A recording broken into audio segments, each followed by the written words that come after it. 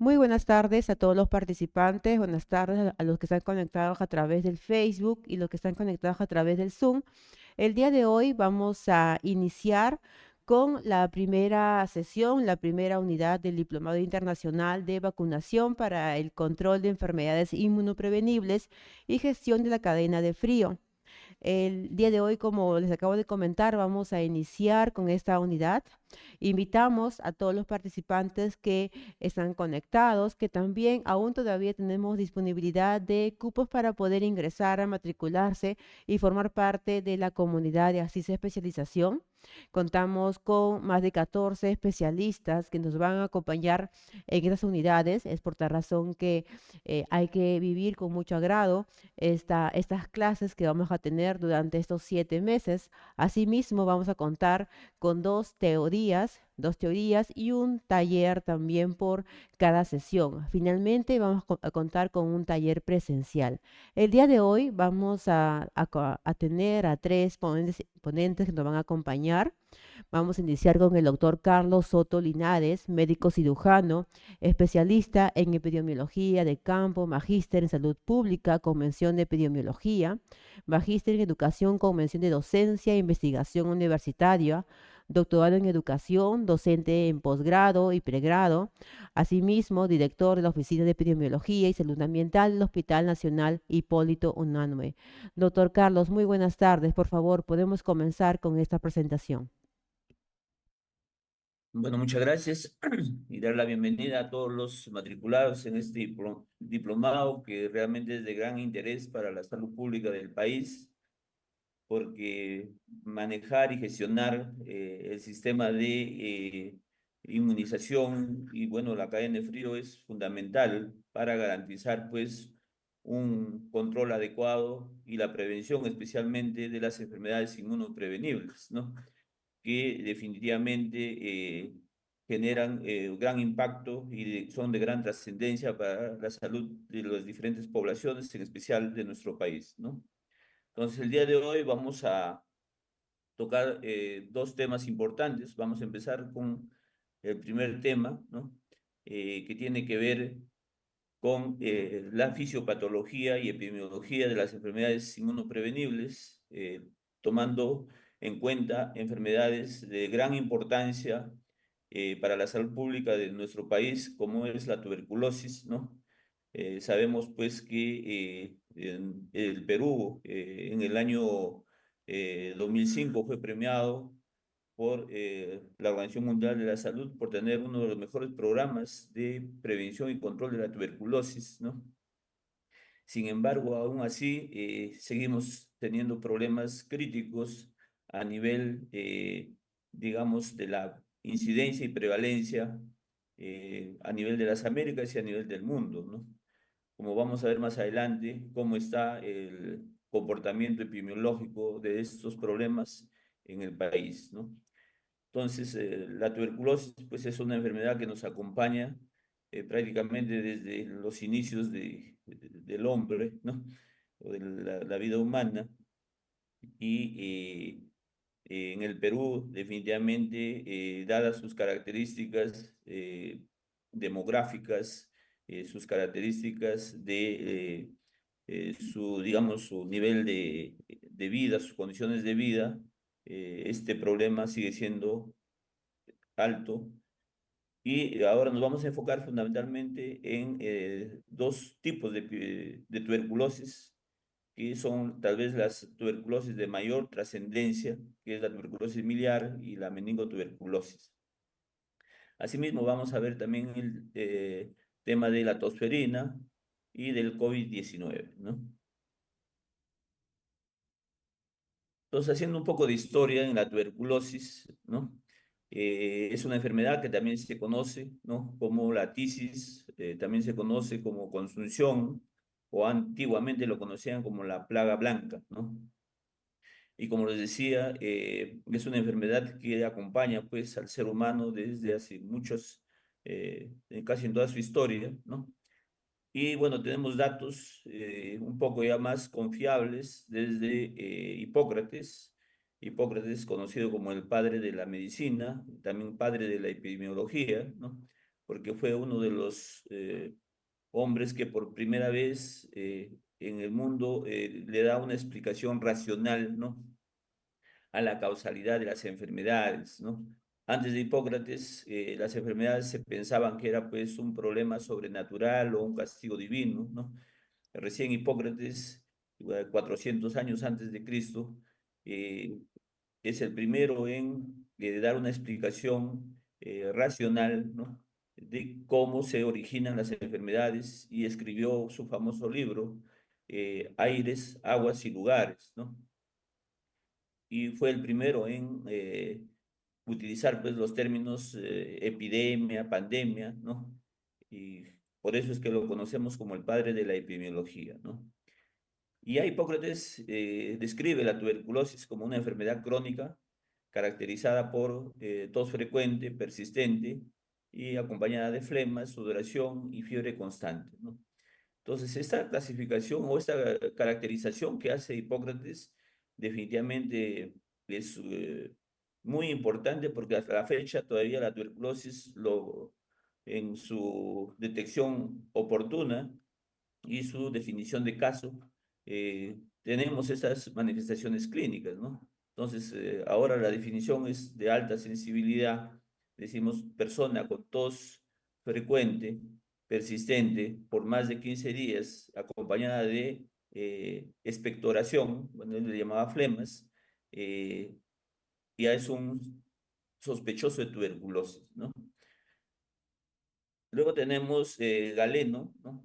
También aquí determina que la tuberculosis eh, no es una enfermedad hereditaria. Antes de Galeno pensaban que era hereditaria, ¿no?, sino que es una enfermedad que se puede contagiar o se puede transmitir de una persona portadora o enferma a un susceptible, ¿no? Ya en la Edad Media se creía pues que a través del denominado toque real, las monarquías europeas poseían poderes sobrenaturales capaces de curar con la posición de las manos, ¿no? Y de esa manera es que trataban esta enfermedad, que luego, bueno, más adelante con Koch se descubre que es una enfermedad producida por una bacteria y que puede transmitirse de una manera muy eficiente de un portador a un susceptible, ¿no? Luego tenemos René Lanier, un francés, elaboró pues el instrumento que nos va a permitir detectar algunas de las manifestaciones más importantes de la tuberculosis, ¿no? Que es los ruidos pulmonares, ¿no? Y él fue el creador del estetoscopio, ¿no? Y que definitivamente ha servido para poder detectar los signos y tal vez las manifestaciones más importantes a nivel respiratorio de esta enfermedad, ¿no? Luego tenemos en Robert Koch, 1882, fue el que descubrió el bacilo tuberculoso, ¿no? Y en base a ello es que le ponen su epónimo y ahora conocemos como el bacilo de Koch, ¿no? Y a partir de la aquí se inicia la era bacteriológica y tenemos la capacidad pues de detectar de manera oportuna este bacilo y de esa manera tomar todas las medidas necesarias para evitar el contagio, ¿no? En el siglo XIX se consideraba pues que el aire fresco y una adecuada alimentación tenían un efecto terapéutico sobre los pacientes con tuberculosis y no dejaban de tener razón, ¿no? Actualmente seguimos nosotros garantizando pues que los ambientes donde manejamos pacientes con tuberculosis deben tener ventilación y aire fresco. Hablamos de lo que se llama los recambios de aire, ¿no? Si yo quiero evitar la contagiosidad de esta enfermedad, lo que debo hacer es garantizar pues un recambio de por lo menos 10 o por encima de 10 recambios por hora del aire del ambiente, ¿no? Y también pues la iluminación natural, que es importante. También se descubrió que los rayos ultravioleta tenían un efecto bactericida y con ello se reducía la posibilidad de la transmisión, ¿no? Entonces, en base a ese criterio, ¿no?, del aire fresco, de también la nutrición adecuada, se crean luego los sanatorios, ¿no? Y eso funciona pues primero los franceses y luego a nivel mundial, ¿no? Y con estos sanatorios en el Perú, pues el Hospital Hipólito Unanue, donde yo actualmente laboro, se construye con esa intención, ¿no? Eran centros con determinadas características, como ustedes ven ahí, con pasadizos amplios, donde los pacientes, después de una buena nutrición, salían a tomar sol, ¿no? O baños de sol, ¿no? Y bueno, a tomar aire limpio, ¿no? De esa manera se reducía el riesgo y la trascendencia de la enfermedad. Eh, y bueno, actualmente sabemos pues que no era eso solamente suficiente, sino que se necesitaba pues eh, utilizar los quimioterápicos que luego aparecen, ¿no? El uso de los quimioterápicos con Selman Weizmann en 1944 se descubre la streptomicina, ¿no? Y por primera vez empezamos a utilizar los quimioterápicos para poder atacar al bacilo que causa esta enfermedad, ¿no? 8 años después de Weizmann, de que se descubrió la estreptomicina, se descubre la isoniazida, ¿no? Luego la piracinamida, la cicloserina, el etambutol, la rifampicina, ¿no? Que son medicamentos que actualmente los seguimos utilizando pues para el tratamiento de esta enfermedad tan trascendente, ¿no? Luego, Almen, Carmen Guerin, ¿no? Eh, Comenzaron pues a hacer su investigación de la elaboración de la primera vacuna contra la tuberculosis, ¿no? Y en 1921 se desarrolló por primera vez la primera vacuna contra la tuberculosis, conocida como la BCG, ¿no? Que es el Bacilo Carmen Guerin, ¿no? En base a los descubridores, ¿no? Actualmente, pues, utilizamos esta vacuna como una de las estrategias de prevención de la tuberculosis, aunque no reduce la contagiosidad, pero sí va a reducir lo que se llama la patogenicidad, ¿no? Entonces, en cualquier agente infeccioso o cualquier agente patógeno, nosotros tenemos que evaluar tres condiciones importantes, ¿no? La primera condición es la infectividad, es la capacidad de que el agente pueda pasar de un reservorio, de un portador, a un huésped susceptible y tener la capacidad de mantenerse viable, ¿no? Eh, el otro criterio importante es la patogenicidad, es la capacidad que tiene la gente de producir la enfermedad. Y el tercer criterio importante es la virulencia, ¿no? La virulencia es la capacidad que tiene la gente de producir casos graves o fatales, o sea, de producir una discapacidad y llegar a producir la muerte, ¿no? Entonces, la tuberculosis definitivamente es una enfermedad que tiene las tres condiciones para ser considerada como un eh, agente patógeno de alta trascendencia, ¿no? ¿Por qué? Porque es altamente infeccioso, ¿no? Es de una patogenidad importante y tiene una alta trascendencia en cuanto a su virulencia, ¿no? Porque si nosotros no lo tratamos oportunamente, definitivamente va a generar, en primer lugar, destruye pues al pulmón y al destruir el pulmón afecta lo que se llama la vitalidad de la persona, ¿no? Y por lo tanto genera una discapacidad, ¿no? Y también puede producir la muerte en un alto porcentaje, ¿no? Entonces, actualmente ya la Organización Mundial de la Salud tiene pues como objetivo la erradicación de la tuberculosis para el año 2035, ¿no? ¿Qué significa erradicación, no? Entonces, nosotros cuando queremos controlar un problema de salud, lo primero que trabajamos es por la eliminación, ¿no? Entonces, la eliminación es evitar, pues, que se produzcan casos en un territorio eh, y para considerarlo eliminado debe haber un silencio epidemiológico de por lo menos 12 años, ¿no? O sea, si durante 12 años no encontramos casos en un espacio geográfico, eh, mediante la búsqueda activa y pasiva, ¿no? Entonces, la vigilancia epidemiológica es importante aquí. eh, y si en 12 años ya no encontramos casos, decimos que hemos eliminado el problema de un territorio, ¿no? Pero la erradicación significa que voy a eliminar el problema de todo el mundo, ¿no? De toda la faz de la tierra, ¿no? Entonces, erradicación es un trabajo todavía de muchísima coordinación, ¿no? De un trabajo de mucho impacto, utilizando todas las estrategias preventivas y de control a fin de evitar de que circule la enfermedad a nivel mundial, ¿no?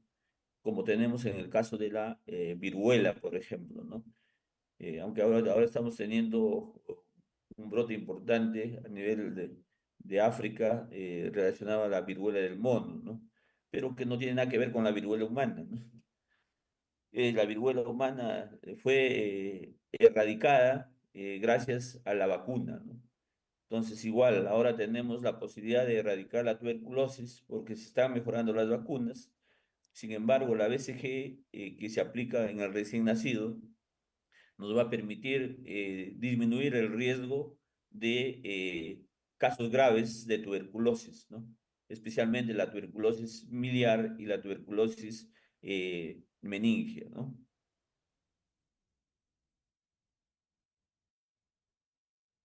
Entonces, la tuberculosis se conoce con la clasificación internacional de enfermedades vigente, que es el CIE-10, como su nombre codificado, que es el A15 hasta el A19, ¿no? Esas son las categorías diagnósticas de tuberculosis. En epidemiología nos interesa, pues, reconocer ahí diferentes, digamos, momentos y condiciones para ver cómo se comporta epidemiológicamente una enfermedad. Y una de ellas es primero describir la enfermedad adecuadamente. Entonces, cuando yo describo, voy a caracterizar y contextualizar el problema, ¿no? Entonces, no puedo yo ir a buscar, digamos, un análisis causal si es que primero no hago una buena descripción, ¿no? Entonces, la descripción me va a permitir caracterizar y luego contextualizar. Contextualizar en base a la triada epidemiológica. Entonces, ¿cuál es la triada epidemiológica? Es la descripción de los problemas en tiempo, en espacio y en persona, ¿no? Entonces, tengo que saber cómo se comporta la enfermedad en el tiempo, cómo se comporta la enfermedad en el territorio, en el espacio, y cómo se comporta la enfermedad en la persona, ¿no? Así tenemos pues que la tuberculosis se considera una enfermedad infectocontagiosa y que es producida por la micobacteria. Hay varios tipos de micobacterias, la más importante es el Mycobacterium tuberculosis, ¿no? Y el Mycobacterium bovis, ¿no? Eh, el Mycobacterium tuberculosis, que es tal vez la bacteria de mayor importancia en la tuberculosis humana, ¿no?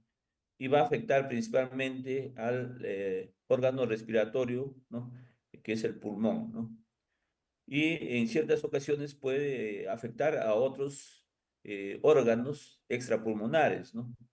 Como puede complicar el tejido, ¿no? De los riñones, los huesos, las meninges, ¿no? El hueso, ¿no? La piel, etcétera. Y prácticamente todos los órganos del cuerpo humano pueden ser afectados por el bacilo, por una diseminación hematógena, ¿no? Asimismo, sabemos pues que esta enfermedad sigue siendo una enfermedad de alta trascendencia porque es la segunda causa de muerte a nivel mundial, ¿no? Después de la pandemia importante que hemos tenido con el COVID, ¿no? Entonces, entre el 2022 se diagnosticaron en el mundo 10,6 millones de personas, ¿no? Eh, y 1,3 millones, pues, de esas personas han fallecido con una letalidad totalmente elevada, que es de 12,26%, ¿no? Si nosotros comparamos con la letalidad del COVID, el promedio mundial de la letalidad del COVID no ha superado el el 3%, ¿no? Sin embargo, miren, la tuberculosis tiene una letalidad de 12,26%. ¿Qué significa esto? Que de cada 100 personas que enferman de tuberculosis, aproximadamente 13 personas fallecen, ¿no? Y realmente esto es de altísima trascendencia para la salud pública de cualquier país y del mundo, ¿no? Entonces, la infección inicial, pues, suele pasar inadvertida y este es un problema, ¿no? Entonces, si no da muchas manifestaciones al inicio, sin embargo, puede ya ser contagiosa antes de ser detectada. Entonces, eso es una situación que hace que esta enfermedad sea pues también epidemiológicamente de gran interés, ¿no? Entonces, la sensibilidad a las pruebas cutáneas con tuberculina se va a manifestar en el transcurso de 2 a 10 semanas, ¿no? Esa es una detección inmunológica. Las lesiones pulmonares tempranas, por lo general, se pueden curar sin dejar alteraciones residuales en la primera infección, ¿no? Salvo se producen algunas calcificaciones en los pulmones o en los ganglios linfáticos traqueobroncales, ¿no? Entonces, esta enfermedad es conocida dentro del análisis causal, ¿no? Como enfermedades de causa necesaria pero no suficiente, ¿no? ¿A qué se refiere esto de causa necesaria pero no suficiente, ¿no? Es que para que se produzca la tuberculosis, necesariamente tiene que estar presente el bacilo, ¿no? Pero no solamente es suficiente que el bacilo esté presente para que la enfermedad se produzca, ¿no? Y para eso tiene que haber otras determinantes y condicionantes, ¿no? Entonces, si vemos en el Perú, somos un país con una altísima incidencia de tuberculosis y una altísima prevalencia. Prácticamente a nivel sudamericano somos el segundo país, ¿no? Le ganamos solamente eh, a Haití, ¿no? A nivel de América. Después de Haití somos nosotros el segundo país con la mayor incidencia y prevalencia, ¿no? Antes nos ganaba Bolivia, pero Bolivia ha bajado ahorita su prevalencia, ¿no? Y definitivamente, pues, es necesario que nosotros detectemos de manera oportuna esta enfermedad si queremos evitar la transmisibilidad, ¿no? Entonces, cerca de 10% de los infectados, ¿no? A la larga presentan la enfermedad activa, ¿no? Entonces, como ustedes ven, esta enfermedad es de alta infecciosidad, pero en este caso decíamos, eh, la patogenicidad, que es la que da la condición de la enfermedad, es de 10%, ¿no? O sea, de 100 infectados, solamente el 10% va a ser la enfermedad activa, ¿no? Y la mitad de estos infectados lo va a hacer la enfermedad 2 años o dentro de los 2 años del periodo de infección, ¿no? Entonces no lo hace inmediatamente, es otra cosa importante, ¿no? Sino que va a durar esta patogenicidad en presentarse aproximadamente entre los 2 primeros años de la infección, ¿no? Entonces, 90% de los infectados no tratados jamás padecerán tuberculosis activa, ¿no? Entonces, ¿a qué se refiere? Si nosotros hemos visto que la patogenicidad es de 10%, ¿qué significa? Que de cada 100 infectados, 10 definitivamente van a ser la enfermedad activa. El 90%, o sea, eh, 90 de los 100 infectados eh, van a controlar la enfermedad, ¿no? Sin haber recibido ningún tratamiento, ¿no? Pero 10% es un valor importante para la salud pública, ¿no? Y si ese 10% se mantiene sin un tratamiento oportuno, entonces van a ser los focos para seguir diseminando la enfermedad, ¿no?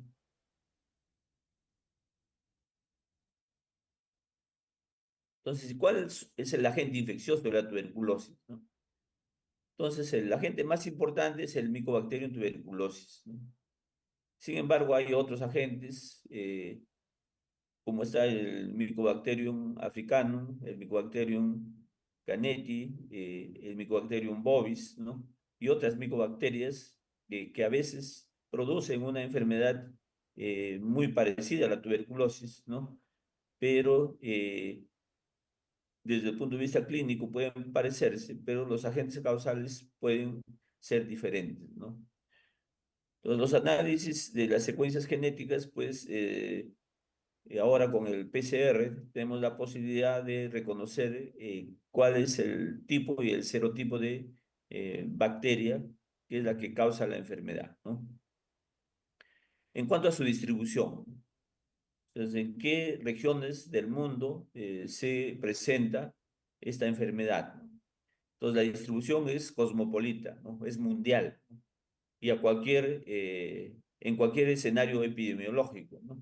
Entonces, nosotros cuando queremos determinar el riesgo de una enfermedad, también hay que evaluar el escenario epidemiológico, que tiene que ver con características del ambiente, ¿no? Donde las personas se desempeñan o viven, ¿no? Entonces, en este caso, en cualquier ambiente, en cualquier clima, en cualquier altitud, en cualquier latitud, esta enfermedad va a estar presente, ¿no? Entonces, desde 1980, pues, las zonas y los grupos de población, ¿no? Con una elevada prevalencia de infección por VIH, ¿no? Van a hacer que la enfermedad sea más susceptible, ¿no? O sea, aumenta la susceptibilidad y por otro lado va a aumentar también la vulnerabilidad. Y estos son dos conceptos importantes también que hay que conocer en la epidemiología, ¿no? Lo que es la susceptibilidad es la condición que tiene la persona para poder ser afectada o ser infectada por el agente patógeno. Y el otro es la vulnerabilidad, ¿no? Entonces, la susceptibilidad es universal, ¿no? Y es para todos. Cualquier persona de cualquier edad, de cualquier condición puede infectarse. Sin embargo, la vulnerabilidad es quién va a enfermar y va a ser la enfermedad con mayores complicaciones o va a ser la enfermedad con mayor trascendencia o mayor gravedad. Entonces, hay condiciones como la inmunosupresión, ¿no? Que es provocada en este caso por el VIH, que es el virus de la inmunodeficiencia humana, ¿no?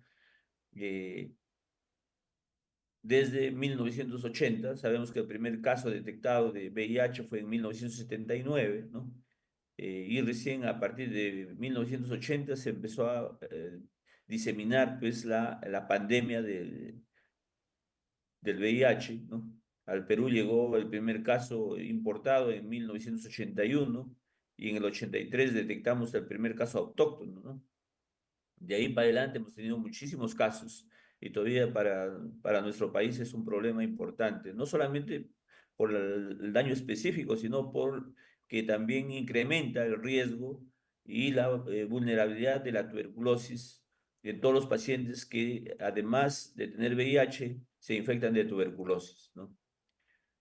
Entonces, en las zonas donde la incidencia de la tuberculosis está en descenso, pues las tasas de morbilidad y mortalidad de tuberculosis eh, se han ido incrementando en base a la edad, ¿no? Entonces, hay grupos que son más vulnerables, en este caso las personas mayores, ¿no? Eh, Van a tener pues mayor posibilidad de enfermar, ¿no? Y especialmente la incidencia va a ser mayor en varones que en mujeres, ¿no? O sea, los hombres tienen mayor riesgo de enfermar que las mujeres, ¿no? En las zonas y grupos con altas tasas de transmisión, ¿no? La incidencia va a ser creciente, ¿no? La morbilidad aquí va a ser de mayor incidencia en las personas adultas, especialmente los que están en la población económicamente activa y en la edad de laborar, ¿no? Las tasas de morbilidad son pues mucho más altas en poblaciones desfavorecidas o con nivel socioeconómico bajo. Y bueno, esta es una condicionante importante, ¿no? Eh, si la persona no tiene los medios económicos suficientes, entonces va a tener problemas en su nutrición, va a tener problemas en sus espacios donde vive, generalmente el hacinamiento va a ser un problema crítico, ¿no? Para la diseminación de la enfermedad y la desnutrición también pues va a influir en el nivel de resistencia inmunológica de la persona y por lo tanto la persona va a ser más susceptible de enfermar, ¿no? Y también lo vamos a ver con mayor prevalencia en las ciudades que en las zonas rurales, ¿no? Por el mismo hecho, decíamos, del hacinamiento, ¿no? Entonces, esta es una enfermedad que se transmite por vía aérea a través de aerosoles, ¿no? Y eso es su gran riesgo. Eh, entonces, cuando la transmisión es por gotas, vía aérea por gotas, entonces el espacio efectivo de transmisión es de alrededor de 1 metro, ¿no? Sin embargo, cuando es por aerosoles, el espacio efectivo de transmisión supera el metro y puede llegar hasta los 8 metros, ¿no? Especialmente en ambientes cerrados, ¿no? Muy parecido con lo que ha pasado con el COVID, por ejemplo, ¿no? Sin embargo, la tuberculosis es más eficiente en su contagio que el COVID, ¿no?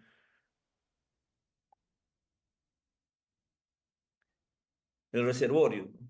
El reservorio es el lugar natural, ¿no? En donde el agente causal puede permanecer, ¿no? De manera activa, ¿no? O de manera viable, ¿no? Entonces, la tuberculosis, su principal reservorio es el ser humano. Sin embargo, podemos encontrarlo también en otros animales, como los primates, el ganado vacuno, los tejones, los cerdos y algunos mamíferos que pueden estar infectados y pueden transmitirle la enfermedad al ser humano también, ¿no? Su modo de transmisión, decíamos, es un modo de transmisión a través de los de mayor riesgo, a través de aerosoles. Entonces aquí, ¿por qué son aerosoles? Porque tienen la posibilidad de una vez eliminados, ¿no? Ya sea por los estornudos, la tos, ¿no? Incluso hasta en el hablar, ¿no? Las personas que son portadoras, ¿no? Y que son bacilíferas van a eliminar en las gotitas de flúger eh, estos bacilos, ¿no? Y generalmente cuando esas gotitas son menores a 5 micras, ¿no? Porque su diámetro es de alrededor de 1 a 5 micras, entonces pueden mantenerse suspendidas en el aire hasta por 36 horas, ¿no? ¿Qué significa? Que si en un ambiente cerrado, ¿no? Tenemos un paciente bacilífero, un paciente tuberculoso, tosiendo, ¿no? O incluso, como decía, hablando, puede eliminar, ¿no? Los bacilos en las gotitas de flujo y eso puede mantener suspendido en el aire hasta por 36 horas, ¿no? Lo que significa que si una persona, sin estar presente, el paciente, al día siguiente llega al ambiente, cabe la posibilidad de que pueda aspirar esas gotitas que están contaminando el aire y pueda infectarse, ¿no? Entonces, por eso es importante en los ambientes donde manejamos pacientes con tuberculosis, garantizar pues la ventilación con por lo menos más de 10 flujos por aire o recambios de aire por hora, ¿no? Entonces, garantizar una ventilación importante, ¿no? Y si no tenemos esos ambientes, hay que hacer la esterilización del ambiente después de que cerramos el ambiente, ¿no? Y lo hacemos a través de los rayos ultravioleta, ¿no? Entonces, importante pues también que cuando se inhalan los bacilos pueden depositarse en los pulmones y a partir del contagio respiratorio pulmonar, ¿no? Luego puede multiplicarse y a partir del pulmón, por vía hematógena y linfática, pueden ir a cualquier órgano de nuestro organismo, ¿no?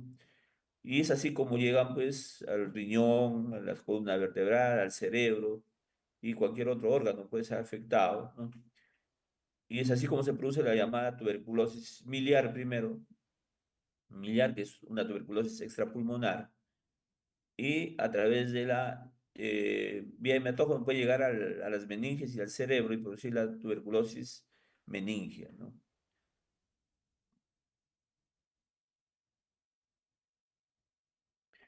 Otra cosa importante a conocer en la epidemiología de la de las enfermedades es el periodo de incubación. Entonces, una vez que una persona se infecta, la infección es el ingreso de una dosis infectante, o sea, un número de microorganismos que entra a nuestro organismo y tiene la posibilidad de mantenerse viable, ¿no? Pero todavía no produce enfermedad, ¿no? Entonces, para que se produzca la enfermedad, tiene que haber el número mínimo de microorganismos que produzcan lo que se conoce como la dosis letal, ¿no? Y ya puede producir daño fisiológico o estructural en el organismo humano, ¿no? Entonces, ese espacio de multiplicación en el tiempo se conoce como periodo de incubación, ¿no? Entonces, en toda enfermedad nos interesa conocer, pues, cuánto es el periodo de incubación. ¿Para qué? Para poder saber qué tiempo disponemos para poder prevenir haciendo un diagnóstico precoz, ¿no? Porque el periodo de incubación es desde el ingreso del agente infeccioso hasta el momento que puede producir daño estructural o fisiológico en nuestro organismo. Entonces, en el caso de la tuberculosis, este periodo de incubación puede ser de 2 a hasta 10 semanas. O sea, miren cuánto tiempo eh, realmente nos da la oportunidad de diagnosticarlo de manera oportuna, ¿no? Eso de 2 a 10 semanas significa que tengo de 2 a 10 semanas para poder hacer una detección oportuna de la enfermedad. Y si yo lo intervengo en ese espacio de esas 2 a 10 semanas de haberse infectado, puedo yo evitar que se produzca la enfermedad y con ello también reduzco la diseminación y la transmisibilidad de la enfermedad, ¿no? Entonces, si bien cae el riesgo posterior de la tuberculosis pulmonar o extrapulmonar, eh, puede ser de manera progresiva, pues, ¿no? Y es máximo en el primer o segundo año, o sea, después de 1 a 2 años, ¿no? De haberse infectado, es que se puede producir, pues, la tuberculosis extrapulmonar, ¿no? O sea, si vemos un caso de tuberculosis miliar o un caso de tuberculosis meningia, esta enfermedad no ha sido aguda, es una enfermedad insidiosa, ¿no? Y que para que se produzca la enfermedad en estos órganos, definitivamente ha tenido que pasar como mínimo 1 a 2 años, ¿no? Entonces, la infección latente sí es importante conocer acá, puede persistir durante toda la vida, ¿no? Y hemos visto, ¿no? Que de 100 personas infectadas, solamente el 10% hacen tuberculosis activa y el resto, el 90%, van a tener la tuberculosis latente. ¿Y qué significa que tengan la tuberculosis latente? Que el bacilo va a estar en nuestro organismo, ¿no? Esperando un momento en que bajen nuestras defensas para luego poder manifestarse, ¿no? La reactividad a la tuberculina también persiste, ¿no? Independientemente del tratamiento, ¿no? ¿Qué significa? Que si a mí me hacen una prueba de tuberculina, es posible que salgamos positivos, ¿no? Especialmente aquellos que estamos expuestos a el contagio frecuente, ¿no? Por ejemplo, en los hospitales, las áreas de emergencia en el Perú, hay que tener mucho cuidado y garantizar que nuestro personal siempre utilice mascarilla N95, ¿no? De alta eficacia y que pueden filtrar a esos bacilos y evitar eh, que se transmitan, ¿no? Entonces, los que trabajan en emergencias, ¿por qué? Porque en emergencias no podemos detectar de manera rápida a la persona por qué condición viene. Sabemos que viene por un problema que está causando riesgo inminente la vida, ¿no? De la persona y hay que atenderlo inmediatamente. O sea, no tengo espacio para poder hacer un despistaje, ¿no? Y saber si me voy a proteger o no me voy a proteger. Entonces, lo ideal es que todo paciente que lleve emergencia lo vamos a considerar como alta posibilidad de riesgo de que pueda transmitir tuberculosis. ¿Por qué? Porque la incidencia en el Perú es bastante alta, ¿no? Vamos a ver más adelante cuál es la incidencia y es preocupante, ¿no? Entonces, en espacios como, decíamos, las áreas de infectología o las áreas de emergencia, definitivamente hay que utilizar permanentemente el respirador, ¿no? Que es la mascarilla N95, ¿no? Por otro lado, ¿cuál es el periodo de transmisibilidad? ¿No? Entonces, un dato importante, hemos visto el periodo de incubación, ¿no? Y debemos conocerlo porque con eso tomamos decisiones, ¿no? ¿Cuánto tiempo tengo espacio yo para poder prevenir? Lo que se llama la prevención secundaria y el tercer nivel de prevención, que se conoce como el diagnóstico precoz y el tratamiento oportuno, ¿no? Luego, el otro dato importante es el periodo de transmisibilidad. O sea, una persona que ha sido infectada de tuberculosis, ¿cuánto tiempo es transmisible? ¿No? Y según las evidencias, ¿no? El periodo de transmisibilidad dura todo el tiempo mientras la persona esté expulsando bacilos, ¿no? En el esputo. Es lo que nosotros conocemos como pacientes bacilíferos, ¿no? Entonces, por eso tomamos el BK. El BK es un análisis del esputo, ¿no? Y encontramos una cruz, dos cruces, tres cruces, ¿no? Entonces, mayor posibilidad de transmisibilidad tienen los que tienen tres cruces, o sea, mayor cantidad de bacilos en el esputo. Entonces, algunos pacientes de tuberculosis no tratados, ¿no? O tratados inadecuadamente pueden ser bacilíferos de manera intermitente durante muchos años, ¿no? Especialmente ahora con las nuevas cepas, ¿no? Las cepas resistentes, las cepas multirogo resistentes y las cepas extremadamente resistentes hacen que estos pacientes, pues, a veces negativizan, pero luego se positivizan, ¿no? De manera intermitente, ¿no? El grado de transmisibilidad va a depender, pues, del número de bacilos que arrojan. Y para eso es importante el BK. Entonces, en el BK vamos a ver BK una cruz, dos cruces, tres cruces, ¿no? Entonces, un paciente con BK tres cruces es muchísimo más transmisible que otro que tenga BK una cruz, ¿no? ¿Cómo podemos evitar la transmisibilidad? Entonces, la clave es primero la ventilación, ¿no? Entonces, garantizar el flujo de aire, ¿no? ¿Y qué es el flujo de aire? Son los recambios de aire que debe tener un ambiente, ¿no? Con aire fresco. Mínimo debe ser de 10 recambios por cada hora, ¿no? Entonces hay aparatos especiales que se conocen como los flujómetros, ¿no? Entonces con eso medimos para ver cuántos recambios se producen a la hora, ¿no? Garantizando más de 10 recambios por hora, entonces el riesgo de transmisibilidad baja al mínimo. Por otro lado, la exposición al sol, ¿no? Y a los rayos ultravioleta va a reducir también la posibilidad de transmisión, ¿no? Entonces, en eso se fundamentaban los llamados sanatorios, por ejemplo, ¿no? Tanto en el recambio de aire como en el acceso a la luz ultravioleta. Lo otro es ya la quimioterapia antimicrobiana, ¿no? Es eficaz porque suele, pues, eliminar la transmisibilidad en el término de 2 a 4 semanas. O sea, una persona con tuberculosis diagnosticada y que sea bacilífera, eh, aproximadamente hasta las 4 semanas del tratamiento, o sea, el primer mes de tratamiento ya dejan de ser bacilíferos, ¿no?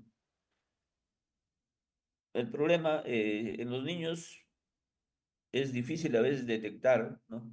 Porque los niños son pausibacilíferos, o sea, no eliminan muchos bacilos, entonces hay que utilizar otros criterios diagnósticos, ¿no? El otro criterio epidemiológico es la susceptibilidad, ¿no? Y decíamos, la susceptibilidad es la condición, ¿no? Que tiene la persona, ¿no? Eh, para poder hacer la infección, ¿no?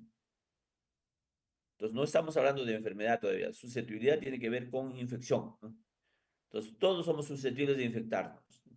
La susceptibilidad es universal, ¿no?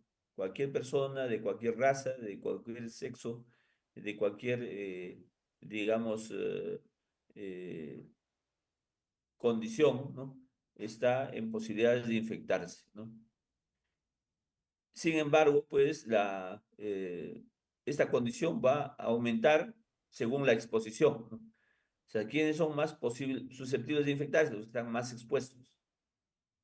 En un hospital, por ejemplo, los trabajadores de salud, los que van a trabajar con pacientes respiratorios, ¿no? Los que van a trabajar en las emergencias, ¿no? Entonces van a tener alta posibilidad de infectarse. Entonces no está vinculado a factores genéticos ni a otras características del huésped, ¿no? Por eso todos somos susceptibles. Los primeros 12 a 24 meses después de la infección, o sea, de 1 año a 2 años después de la infección, ¿no? El periodo con mayor riesgo de hacer la enfermedad, ¿no? Eh, tiene esa duración. O sea, una persona infectada, o sea, no va a ser la enfermedad inmediatamente. Hay que estar vigilando entre los 12 a 24 meses. Por eso es que debemos captarlo de manera oportuna, ¿no? Entonces, el BK en las personas sintomáticas respiratorias, ¿no? Decíamos que es un sintomático respiratorio, paciente con tos más expectoración, por lo menos durante 15 días, ¿no? Entonces, el paciente es susceptible de hacerle un BK. ¿Para qué le hacemos el BK? Para detectar rápidamente, ¿no? No vamos a esperar todavía los 12 a 24 meses, sino lo más pronto posible hacerle el BK y según el resultado darle el tratamiento oportuno. Entonces, el riesgo máximo de hacer la enfermedad en niños menores de 3 años, ¿no? Bueno, se reduce pues hacia el final de la infancia, ¿no? Y por lo general se eleva en los adultos jóvenes, ¿no? Y son más vulnerables las personas ancianas o seniles, ¿no? Y especialmente también personas de cualquier edad que está inmunodeprimido. En este caso, cuando aparece el VIH, que es la inmunodepresión adquirida, ¿no? Hace que la incidencia y la prevalencia de la enfermedad se incremente de manera importante, ¿no? Por otro lado, los grupos de población que nunca han sido afectados por tuberculosis, ¿no? Parecen tener pues una mayor susceptibilidad, ¿no? A infecciones nuevas. ¿Por qué? Porque no hacemos nosotros reacción inmunológica, ¿no? Entonces, hay que tener en cuenta en este caso las personas que vienen de la zona rural, ¿no? Las zonas que están más congestionadas, ¿no? Entonces hay que evaluar que si han tenido infecciones previas, ¿no? La reactivación de la infección en personas con latencia, ¿no? Causa pues una gran proporción de casos de enfermedad tuberculosa, especialmente en las personas adultas mayores, ¿no? O ancianos. Entonces, en las personas infectadas, la susceptibilidad a la enfermedad aumenta considerablemente en el caso de infección por VIH y en los desnutridos, ¿no? Porque si tienen alguna condición inmunosupresora o si están tomando inmunosupresores también, ¿no? Cuando hay baja de peso o cuando hay desnutrición, también pues la desnutrición es uno de los predisponentes, ¿no? De la enfermedad. Entonces, en la enfermedad hay que evaluar también eso, ¿no? Lo que es los condicionantes, están los desencadenantes, están los predisponentes, están los potenciadores, ¿no?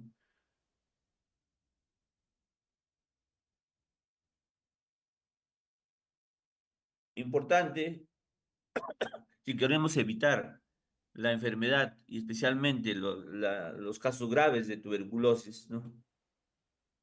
¿Y cuáles son los casos graves de tuberculosis? Hemos dicho la tuberculosis miliar, la tuberculosis meningia, ¿no? Eh, lo ideal es conocer la historia natural, ¿no? Y para conocer la historia natural es conocer los indicadores que hemos venido hablando, ¿no? ¿Cómo yo puedo hacer prevención y control? Entonces, si no conozco bien a la gente, entonces tengo que conocer las características de la gente. ¿Qué hemos dicho de la gente? Infectividad, patogenicidad, virulencia, ¿no? Luego, conocer dónde está el reservorio, o sea, dónde lo puede encontrar o dónde puede permanecer el bacilo activo, ¿no? Luego, ¿cuál es el mecanismo de transmisión? O sea, por dónde sale y por qué vía se va a transmitir, ¿no? Y este tiene la vía más importante, la vía aérea y sobre todo de aerosoles, ¿no? Y si es por vía aérea, también va a entrar por vía aérea, por vía respiratoria a nuestro organismo. Entonces, es importante conocer ahí, pues, la historia natural del periodo prepatogénico, que es lo que nosotros conocemos como la fase de inducción, ¿no? Entonces, ¿qué debo conocer aquí? Las características del agente, ¿no? Conocer las características del huésped, ¿no? conocer las características del ambiente, ¿no? Entonces hemos dicho, en el ambiente interesa tener ambientes ventilados, bien iluminados, ¿no? En cuanto al huésped, de preferencia, pues, que esté bien alimentado. Si tiene condiciones previas de inmunosupresión, entonces hay que hacer el aislamiento invertido, ¿no? Y el agente, ver qué tipo de agente es el que está circulando, ¿no? En este caso, en la tuberculosis ya tenemos agentes sensibles al tratamiento, agentes resistentes, agentes multirogo resistentes y agentes extremadamente resistentes, ¿no? Entonces hay que tener cuidado con esos agentes, ¿no? Luego viene, en esta fase, hay condiciones del huésped, por ejemplo, la pobreza, la desnutrición, ¿no? Las enfermedades previas, inmunosupresoras, ¿no? Factores del ambiente, el hacinamiento, ¿no? Entonces hay que evitar el hacinamiento. La contaminación ambiental es otro problema, ¿no? Factores relacionados con la gente, la infectividad, la patogenicidad, la virulencia, la resistencia al tratamiento, ¿no? En cuanto a la fase preclínica, ¿no? Entonces, aquí, ¿cuál es el periodo de incubación? O sea, ¿cuánto tiempo tengo para poder detectar de manera oportuna, ¿no? Porque el periodo de incubación es desde el inicio de la infección hasta el momento que puede hacer los signos específicos de enfermedad. Entonces, cuando ya detecto la enfermedad con signos específicos, ya es muy tarde, ¿no? Significa que ya permití que en este caso el pulmón o el órgano afectado haya sido eh, digamos, es afectado de manera estructural o funcional, ¿no? Y ahí podemos tener pues, ya los casos de TB extrapulmonar, miliar, meningia, ¿no? Una vez que hemos terminado con el tratamiento, también es importante la fase resolutiva, ¿no? Entonces hay que ver qué tipo de secuela ha tenido el paciente y cómo lo vamos a recuperar, ¿no? Los pacientes con diferentes niveles de secuelas o complicaciones de la tuberculosis hay que reducir en esta fase resolutiva.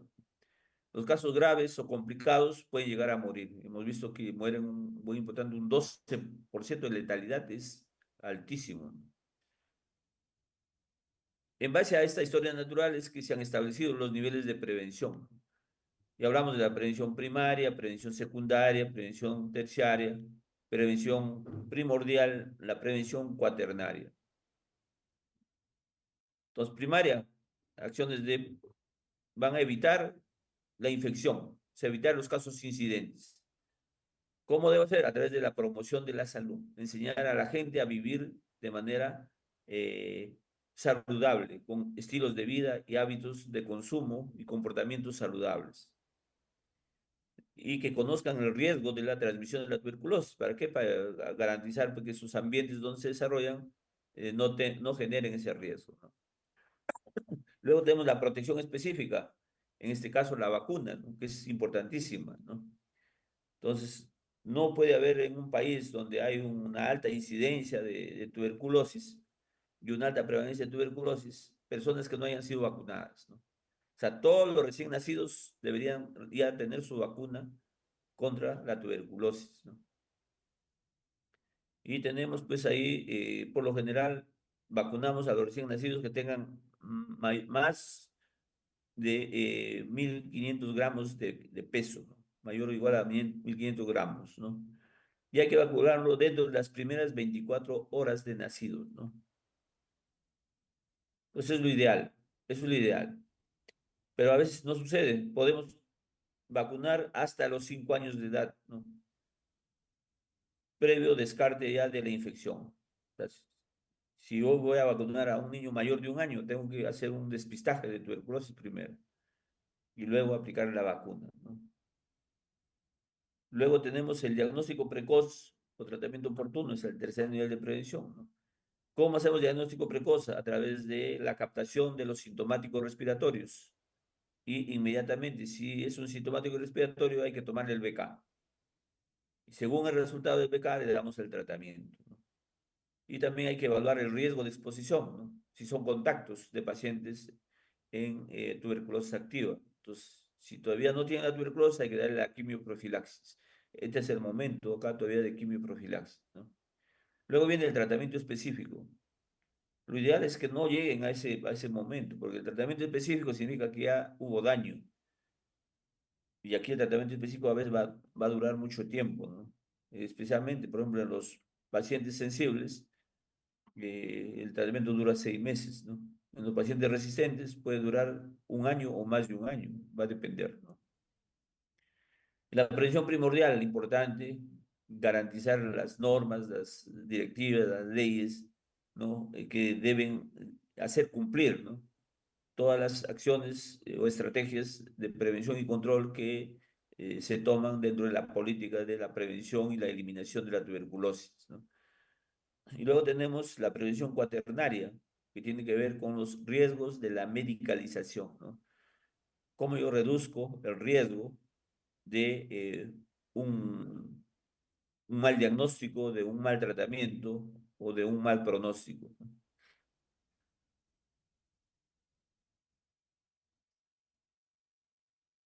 Entonces, cuando alguien presenta tuberculosis, pues hay que reconocer los signos y síntomas. Entonces van a ser personas que hacen fiebre, escalofríos, sudoración nocturna, pérdida de peso, tos con expectoración, ¿no? Y que a veces puede haber hemoptisis o eliminación de rasgos de sangre o sangre pura incluso, ¿no? Si se presenta alguna sospecha, hay que hacer el diagnóstico temprano. Entonces, hacer una evaluación general va a detectar primero la anamnesis, importantísima acá, va a detectar lo que se llama la tos, ¿no? Si es un sintomático, si tiene tos en los últimos 15 días y con expectoración, ¿no? Entonces, podemos utilizar el BK, los rayos X, la prueba de tuberculina, ¿no? Eh, yo diría el más importante es aquí la vaciloscopía, porque como decíamos que esto es una enfermedad necesaria, pero no suficiente, lo que tengo que detectar es que si existe el bacilo o no existe el bacilo. Porque si no hay bacilo, puede ser cualquier otra enfermedad, que puede tener muchas enfermedades. En el Perú tenemos que pueden parecerse a una tuberculosis y no lo son, ¿no? Por eso la definición de caso sospechoso debe ser altamente sensible. ¿Qué significa que sea altamente sensible? Que detecte todos los casos. Sin embargo, puede haber muchos falsos positivos. No me importa que haya falsos positivos. Lo importante es que el que es caso sea captado. Entonces, por eso la definición de sospechoso es bastante sensible. Actualmente, de todos los sospechosos, eh, máximo el 5% llegan a ser casos confirmados, ¿no? ¿Y con qué lo confirmo? Con el BK, ¿no? Especialmente en personas mayores, jóvenes, adolescentes, pero en niños el BK no es suficiente, ¿no? ¿Por qué en niños el BK no es suficiente? Porque decíamos que los niños son pauci bacilíferos, entonces ahí hay que utilizar otros criterios diagnósticos, ¿no? Entonces el micobacterium tuberculosis, pues es un micobacterium que tiene la capacidad de resistir a los desinfectantes caseros, ¿no? Hospitalarios e industriales, ¿no? Entonces aquí hay que utilizar amonio cuaternario, ¿no? Eh, hay que utilizar rayos ultravioleta para desinfectar los ambientes, ¿no? La mejor manera de prevenir la tuberculosis va a ser a través de la vacuna, ¿no? Especialmente previene de los casos graves, ¿no?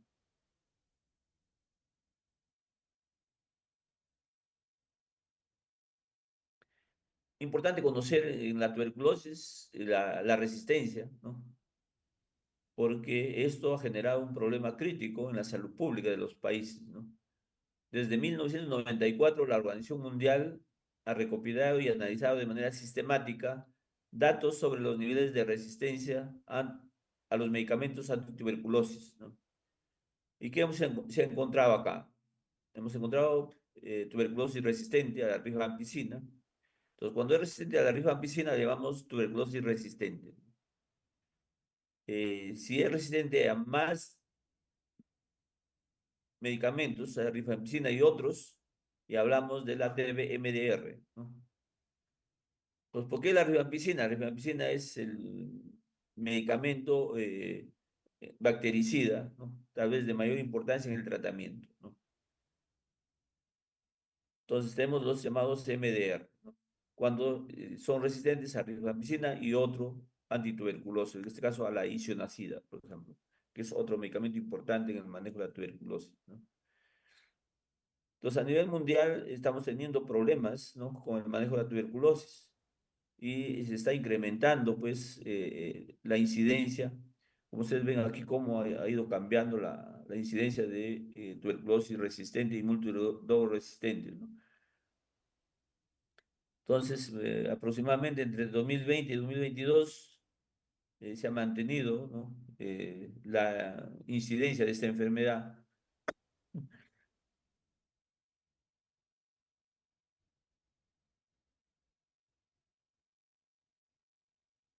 Entonces, a nivel mundial, la TB multidroga resistente, pues, ha causado aproximadamente 160.000 muertes en el 2022, ¿no? Entre 2020 y 2022 se aumentó el número de personas que desarrollan tuberculosis en general, ¿no? O sea, tuberculosis sin definir el nivel de resistencia, ¿no? A nivel mundial, la proporción de casos nuevos, ¿no?, de TB-MDR y resistentes disminuyó entre el 2015, ¿no? Eh, Sin embargo, luego al 2022, la MDR se ha ido incrementando hasta llegar, pues, eh, a 2022 con 17%, ¿no? Entonces, en general se viene trabajando, ¿no?, para reducir este riesgo. eh, y lo importante aquí es la detección oportuna, pues, y el tratamiento oportuno.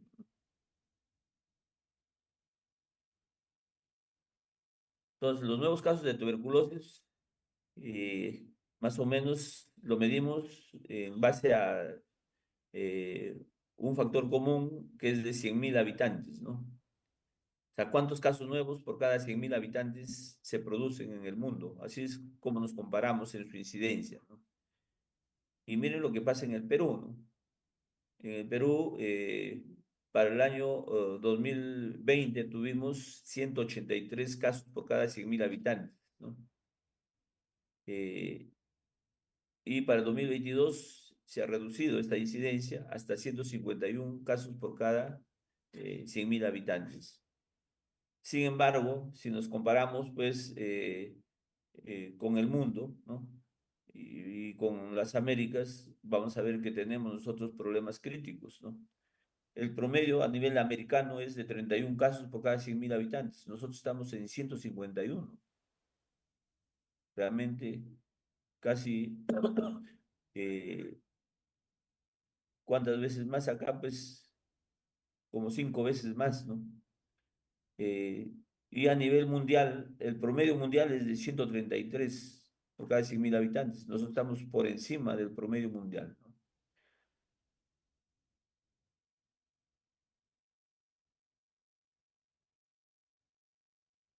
Y ahora nos centramos en lo que es la fisiopatología de la TB miliar, ¿no?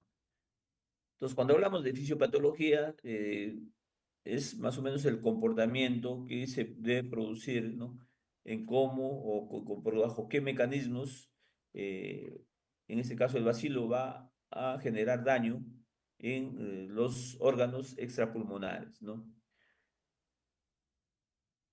Entonces, hay pasos claves que hay que tomar en cuenta, ¿no? En primer lugar, la TB miliar eh, va a ser consecuencia de una infección inicial, ¿no? O sea, no es directa, sino es secundaria a una infección inicial, ¿no? Y la infección inicial, por lo general, ha debido que ocurrir en los pulmones. ¿Por qué? Porque es una enfermedad de transmisión respiratoria, ¿no? O sea, ¿por dónde va a entrar a un caso nuevo? A través de la vía respiratoria. Entonces va a producir primero un daño pulmonar, ¿no? Y luego del daño pulmonar va a ser luego por vía hematógena y linfática diseminada a los otros órganos o tejidos, ¿no? Y así tenemos, pues, ¿no?, que la diseminación hematógena es el otro mecanismo importante, ¿no? En la TB miliar, el bacilo se disemina a través de la sangre y a través de los linfáticos a otros órganos, como puede ser la médula, puede ser el hueso, el riñón, ¿no? Puede ser, pues, cualquier otro órgano de de nuestro sistema, ¿no? Y definitivamente, pues, hay órganos que son un poco raros de ser infectados, como es el páncreas, ¿no? En este caso la tiroides, ¿no? El corazón también puede ser afectado, pero es muy raro, ¿no? O el músculo estriado. Estos tejidos y órganos pueden ser infectados de manera infrecuente.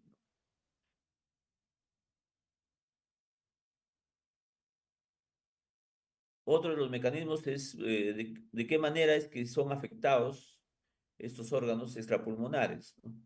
Entonces, lo que vamos a ver es la formación de granulomas, ¿no? Entonces, en cada órgano afectado se van a formar granulomas en respuesta a la presencia de Mycobacterium tuberculosis, ¿no? Y estos son granulomas con estructuras inflamatorias compuestas por macrófagos, linfocitos y otras células inmunitarias, ¿no? Y que aquí los macrófagos van a intentar pues contener o eliminar el bacilo, ¿no? Sin embargo, como este bacilo es resistente, ¿no? Va a destruir a los macrófagos y se va a producir el llamado casio, ¿no? Un material gaseoso, ¿no? Luego viene el, cuatro, el cuarto mecanismo, es la multiplicación del bacilo, ¿no? Entonces, dentro de los granulomas, Mycobacterium tuberculosis puede multiplicarse y sobrevivir pues, durante periodos muy prolongados, eh, debido a que tienen aquí una respuesta de protección, ¿no? Frente a la inmunidad del huésped, ¿no? O sea, nosotros mediante nuestros mecanismos inmunológicos vamos a tratar de eliminarlo. Entonces viene primero la primera fase, la etapa celular, luego la etapa humoral, ¿no? Entonces el bacilo es resistente a los dos mecanismos y por lo tanto, pues, va a generar daño tisular, ¿no? Es el quinto mecanismo fisiopatológico, es el daño tisular. Entonces, la formación de los granulomas y la multiplicación del bacilo pueden causar daño en los tejidos y generar alteración en la función orgánica, ¿no?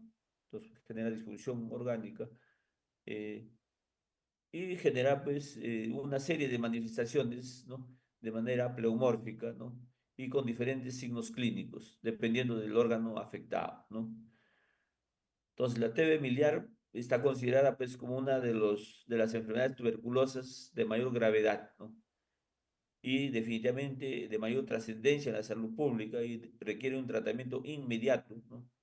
Y tratamiento prolongado. Por lo tanto, el tratamiento puede durar de 12 meses a más, ¿no?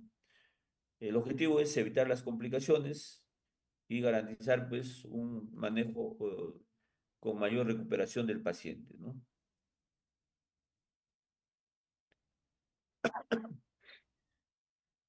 Entonces, la tuberculosis epidemiológicamente pues, sigue siendo un problema importante a la salud pública mundial y especialmente en nuestro país. Ya hemos visto porque seguimos siendo nosotros potencia en tuberculosis, ¿no? O sea, a nivel de América estamos en segundo lugar, ¿no? Y a nivel del mundo creo que estamos dentro de los 10 primeros lugares, ¿no? Entonces, se estima que una tercera parte de la población del mundo está infectada con Mycobacterium tuberculosis, ¿no? Pero solamente el 10% desarrolla enfermedad activa secundaria a factores de riesgo, ¿no? Como son la alteración de nuestro sistema inmune, la desnutrición, enfermedades como la diabetes y las edades extremas de la vida, o sea, los niños y los adultos mayores, ¿no? La tuberculosis miliar o diseminada aumenta en los grupos de pacientes con compromiso a respuesta inmunológica, los pacientes con VIH, ¿no? Los pacientes con diabetes, pacientes alcohólicos, los pacientes con cirrosis hepática, pacientes con tratamiento inmunosupresor, personas con inmunosupresión renal, ¿no? Eh, crónica especialmente, y neoplasias malignas, ¿no? Son los que tienen mayor riesgo de hacer tuberculosis miliar o diseminada, ¿no? En el periodo transcurrido entre el año 2020, el sistema de vigilancia ha registrado pues, incidencia de tuberculosis extrapulmonar, eh, que está con una incidencia de 1.5 casos por cada 100.000 habitantes, ¿no?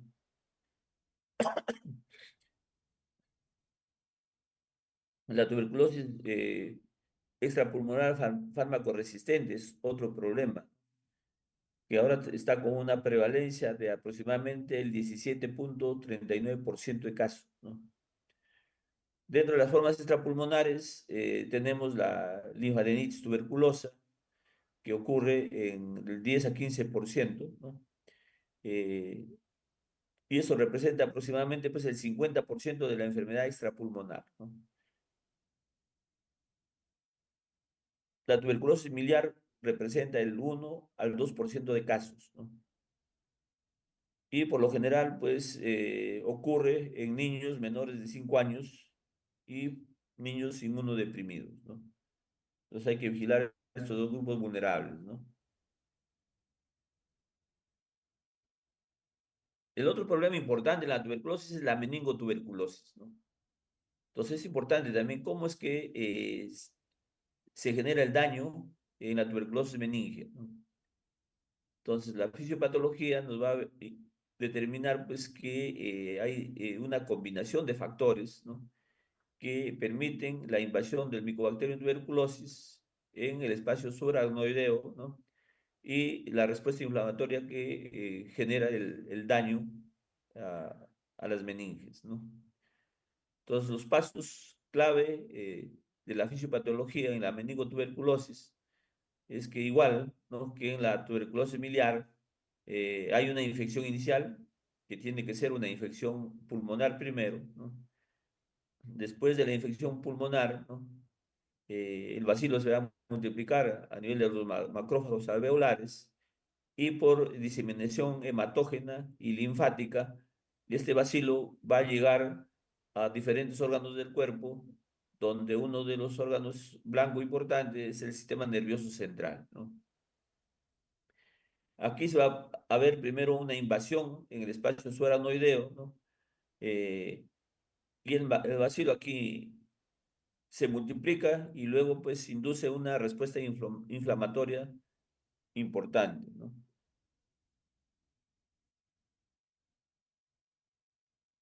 Luego se va a formar el exudado, que es el cuarto mecanismo, ¿no? Aquí la respuesta inflamatoria va a provocar la formación de un exudado rico en células inflamatorias, vamos a ver polimorfos nucleares incrementados, rico en proteínas, ¿no? Y un aumento de líquido en el espacio subaracnoideo, ¿no? Y es clave para el diagnóstico, ¿no? Cuando se hace una punción lumbar vamos a encontrar pues un aumento de presencia aumentada de polimorfos nucleares, aumento de proteínas, disminución de glucosa, fundamentalmente, ¿no? El quinto mecanismo es la obstrucción del flujo del líquido cefalorraquídeo, ¿no? Entonces el exudado va a generar obstrucción en el flujo del líquido cefalorraquídeo, lo que va a llevar a un aumento de la presión intracraneal, ¿no? Entonces, los signos y síntomas van a estar relacionados a este incremento de la presión intracraneana, ¿no? Y también luego va a generar daño neuronal, ¿no? Entonces, tanto la inflamación como la obstrucción del flujo del líquido cefalorraquídeo van a generar el daño a nivel neuronal, ¿no? Incluyendo aquí la pérdida de neuronas y, por lo tanto, generar disfunción cerebral, ¿no? ¿Cuáles son los síntomas clínicos más importantes acá? Entonces vamos a encontrar cefalea, fiebre, rigidez de nuca, confusión, convulsiones y signos de focalización neurológica, ¿no? Entonces también la meningotuberculosis es considerada ahorita una condición médica muy grave, ¿no? Y por lo tanto requiere un tratamiento inmediato y prolongado, utilizando los antibióticos de mayor, para este caso hay que hacer antes de dar el tratamiento, pruebas de resistencia y sensibilidad, ¿no? Y trabajar con los medicamentos donde el bacilo sea sensible, ¿no? Donde hay resistencia no podemos utilizar ya esos medicamentos, ¿no?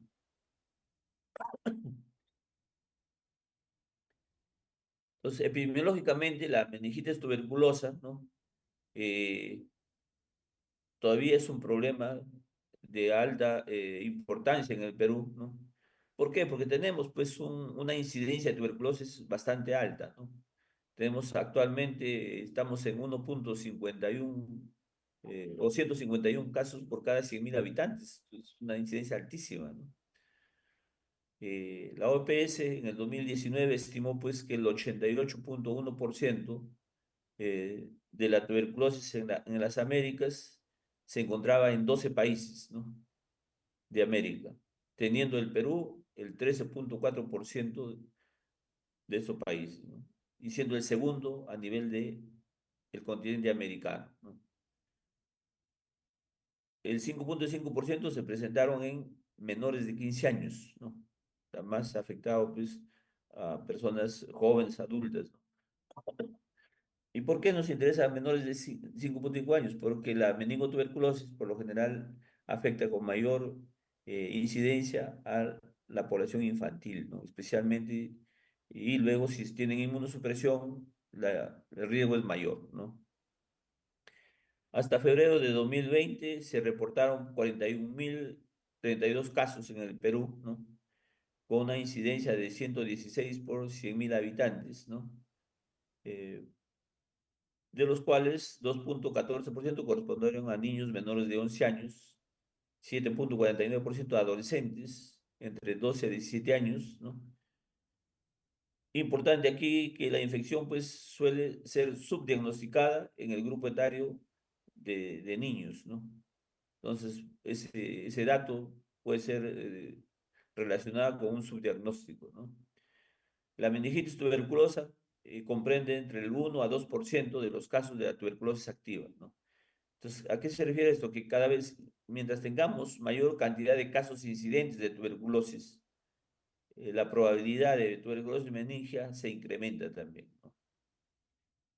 Y importante detectar y sobre todo prevenir, ¿no? Esta enfermedad porque es de alta gravedad, ¿no?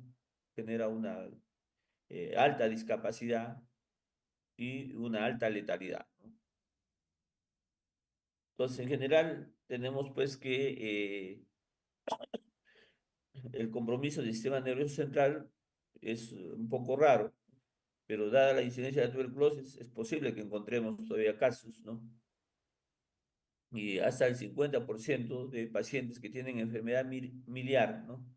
Eh, ponen en mayor riesgo la presentación de la meningoencefalitis, ¿no? Entonces se presenta el 95% de casos, ¿no? Con personas con tuberculomas, ¿no? 5%, hasta los tuberculosos 1%, ¿no? El 95% van a ser casos de meningitis tuberculosa, ¿no? La importancia es que estos casos hay que evitarlos, ¿no? Ya no diría detectarlos, acá lo ideal es evitarlos. ¿Y cómo lo vamos a evitar? Garantizando la vacuna. Lo único que va a proteger acá es primero la vacuna. O sea, no debe haber ningún niño que no sea vacunado con el BCG, ¿no? Porque el BCG es que va a evitar la tuberculosis miliar y paralelamente va a evitar la tuberculosis meningia. Pues eso es en relación a tuberculosis, ¿no? Ahora, en relación a la tosferina, es otra enfermedad importante, ¿no? De las inmunoprevenibles, ¿no? Conocida como pertussis, que es una enfermedad infecciosa producida por la Bordetella pertussis, ¿no? Y su fisiopatología, pues, se caracteriza porque primero tiene que haber una infección, ¿no? Luego una colonización, ¿no? Entonces, la Bordetella pertussis se infecta y coloniza las vías respiratorias superiores, ¿no? Especialmente va a infectar la tráquea y los bronquios, ¿no? Y a través de una toxina, ¿no? La bacteria va a producir toxinas eh, y un componente importante que se llama la adenilato ciclasa, ¿no? Va a ser la que causa, pues, daño a las células epiteliales y va a alterar la función de las vías respiratorias, ¿no? El otro mecanismo es la inflamación y la obstrucción. Entonces, estas toxinas van a generar inflamación eh, y luego obstrucción de las vías respiratorias, lo que va a llevar pues a la característica de la tos, que es una tos seca y persistente, ¿no? Y que puede durar hasta por varias semanas, ¿no? Entonces, y va a producir una tos paroxística, ¿no? ¿Por qué es paroxística? Porque la tos se va a generar fundamentalmente debido a estimulación de los receptores nerviosos vagales, ¿no? Y va a causar pues contracciones musculares violentas y repetidas, ¿no?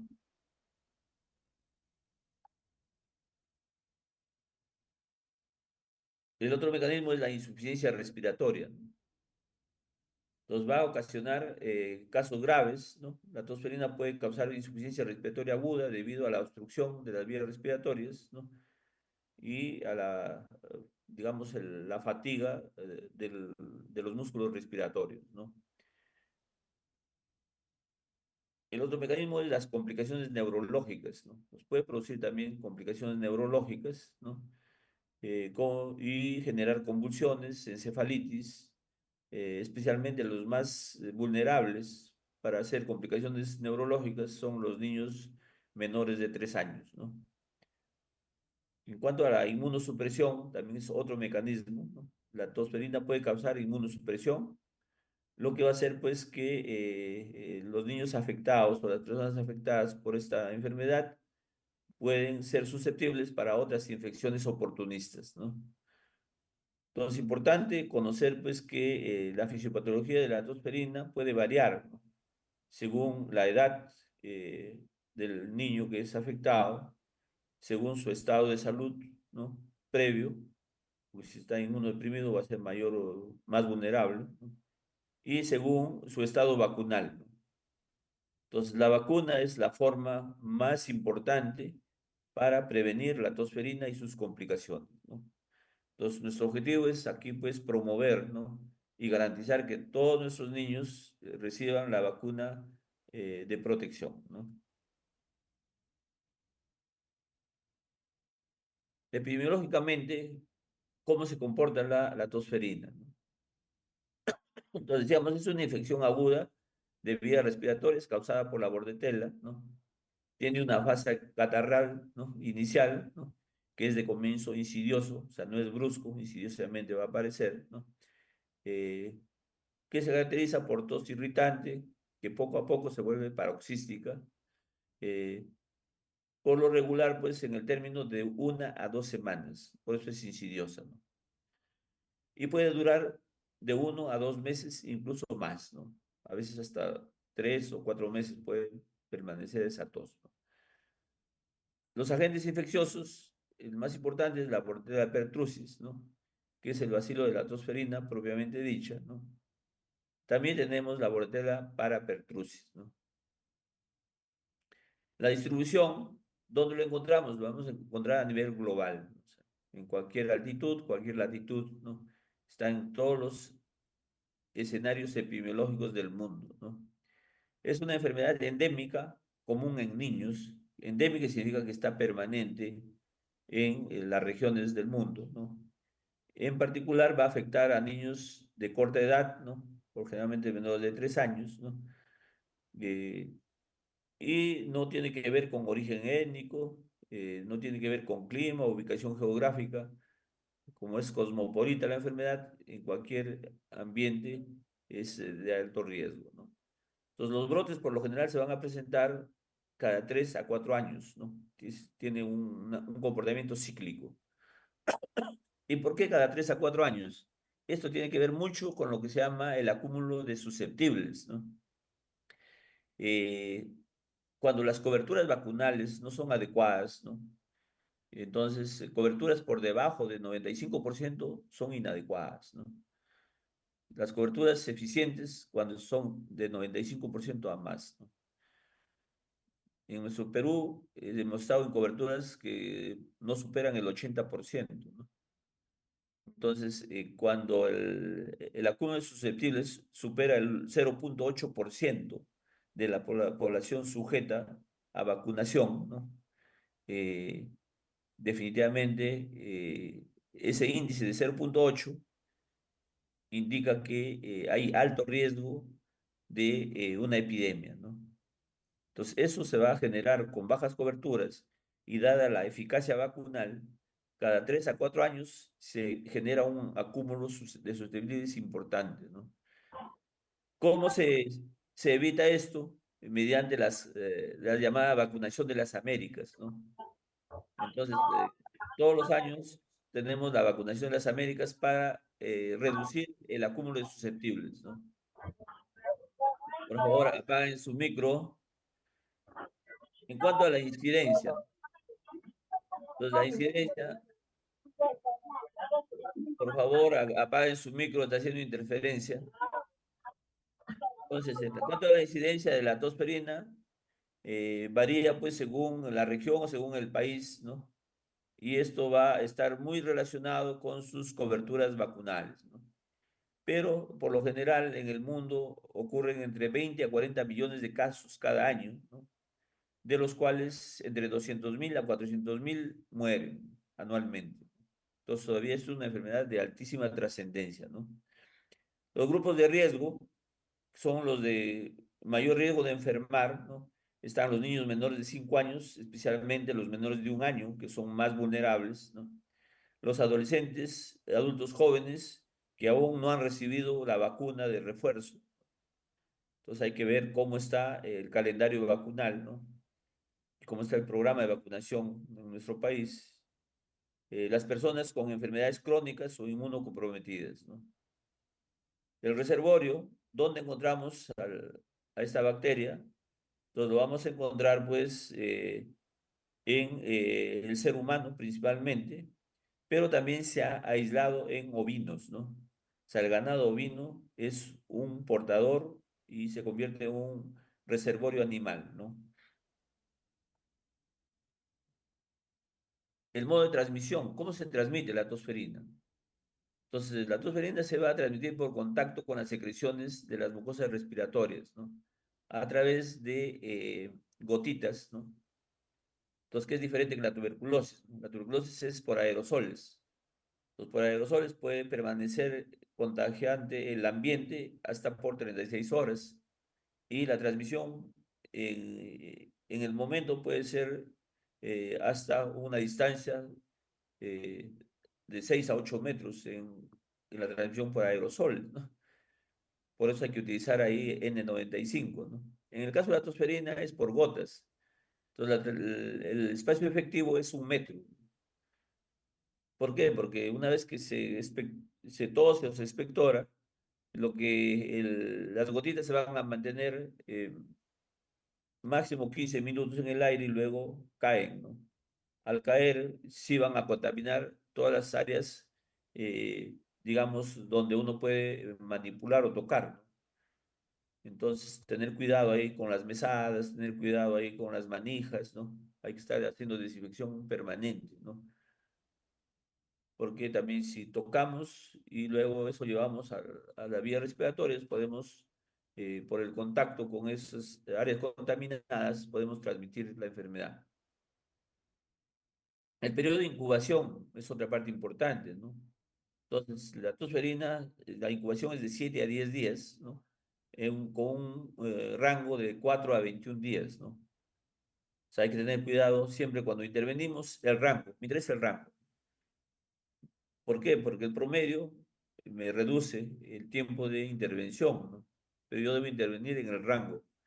¿Qué me dice el rango? Debo intervenir por lo menos entre los 4 hasta los 21 días, ¿no? Pasar los 21 días, entonces ya se va a producir la enfermedad. El periodo de transmisibilidad. Entonces, la persona infectada es transmisible desde el inicio de los síntomas. Entonces, durante el periodo de incubación todavía no es infectante. Entonces, tiene que iniciarse los síntomas y es infectante hasta 3 semanas después. Entonces, importante es conocer estos dos periodos, el periodo de incubación y el periodo de transmisibilidad. ¿Para saber qué? Para poder saber cómo vigilo al paciente, hasta cuánto. Entonces, si el paciente, una vez infectado, al 21 día recién hace la enfermedad y recién empieza a hacer síntomas, entonces yo tengo que seguirlo 3 semanas más, o sea, 21 días más.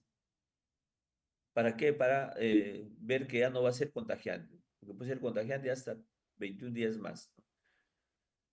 La susceptibilidad, aquí las personas no inmunizadas, o sea, las que no han recibido la vacuna de protección, ¿no?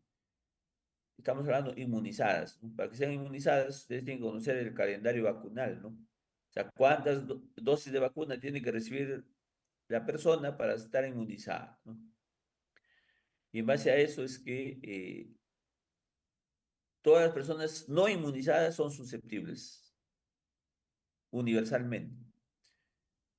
Entonces hay tasas de ataques secundarios hasta de 90%, ¿no? ¿En quién? En contactos no inmunizados, ¿no? Métodos de control. Hay medidas preventivas, vacunación, lo más importante. Eh, en presencia de un brote de la enfermedad, es importante aquí considerar, pues, eh, hacer la administración de medicamentos que van a reducir la contagiosidad, ¿no? Y la gravedad de la enfermedad. Entonces administramos eritromicina durante 7 días, ¿no? La eritromicina o acitromicina son otras opciones terapéuticas. Todo lo que disponemos hay que darlo, pues, ¿no?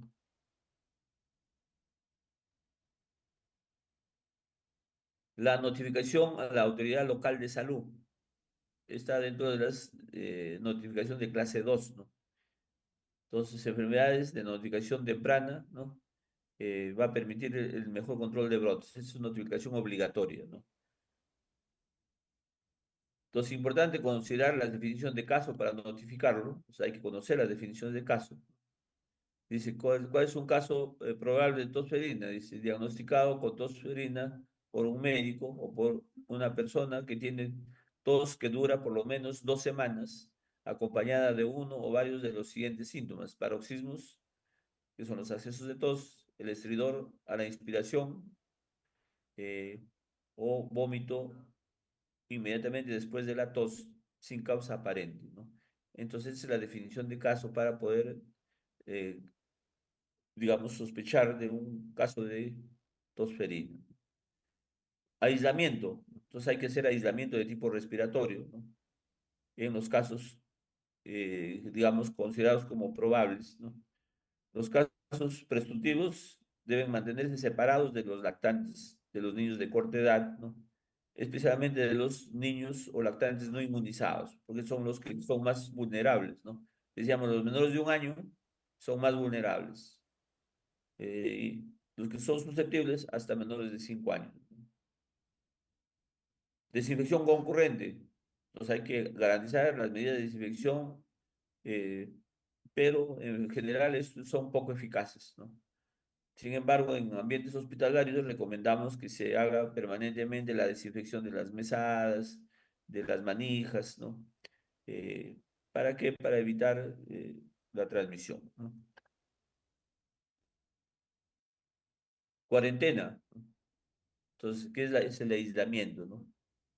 Entonces es importante, niños que han salido positivos, que no vayan a las escuelas o a las guarderías, ¿no? O donde hay sitios de hacinamiento poblacional, ¿no? A los cines o a las fiestas, ¿no? No deben ir si también estén sintomáticos, ¿no? ¿Durante cuántos días? Hemos dicho durante 3 semanas, durante 21 días del inicio de síntomas, ¿no? La protección de contactos. Entonces hay que hacer la investigación de todos los contactos, especialmente su estado vacunal.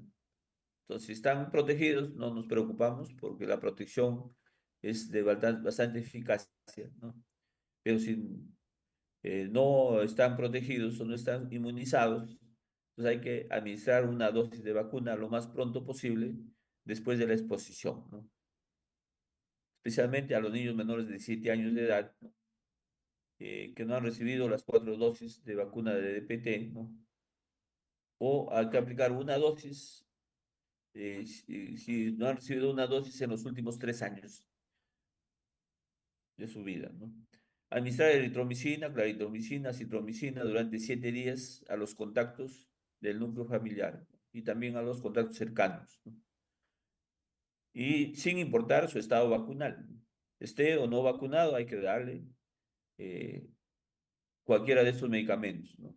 En un espacio de 7 días, ¿no? La antibiótico-terapia profiláctica se aplica en fase temprana del periodo de incubación, ¿no? Y puede prevenir pues, la enfermedad grave, especialmente en menores de 1 año, en personas en gestantes, ¿no? En las 3 últimas semanas de gestación.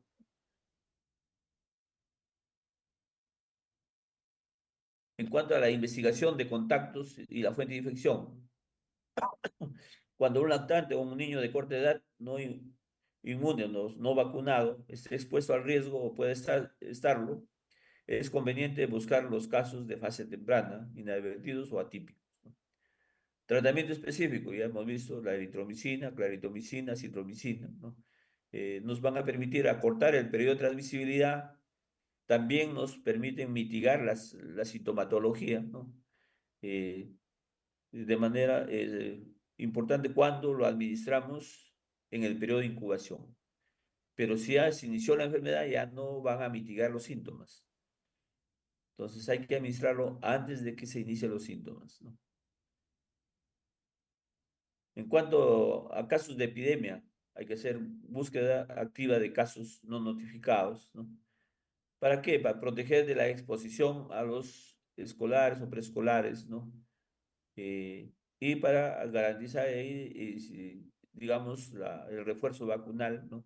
Especialmente a los menores de 7 años de edad, ¿no? Garantizar una vacunación acelerada, donde la primera dosis se va a dar a las 4 semanas, luego a las 6 semanas de edad, ¿no? La segunda y tercera dosis en intervalos de 4 semanas, ¿no? Hasta completar pues, la inmunización con los niños que tienen un esquema incompleto también, ¿no? Repercusiones en caso de desastre. O sea, puede haber problema grave en lugares hacinados, en campamentos de refugiados, por ejemplo, o donde hay fundamentalmente niños sin vacuna. Entonces hay que tener cuidado, ¿no? Medidas internacionales. Aquí para esta enfermedad hay medidas internacionales, ¿no? Hay que asegurar que los lactantes y niños eh, menores de 1 año, ¿no? hayan recibido vacuna primaria, ¿no? Completa, ¿no? Antes de viajar a otros países, ¿no?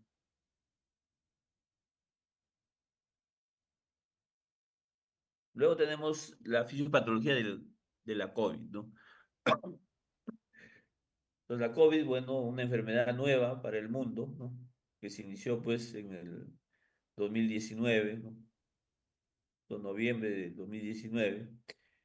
eh, y los principales mecanismos aquí pues es primero la infección y replicación viral. Entonces se detectó que es producida por el SARS-CoV-2, ¿no?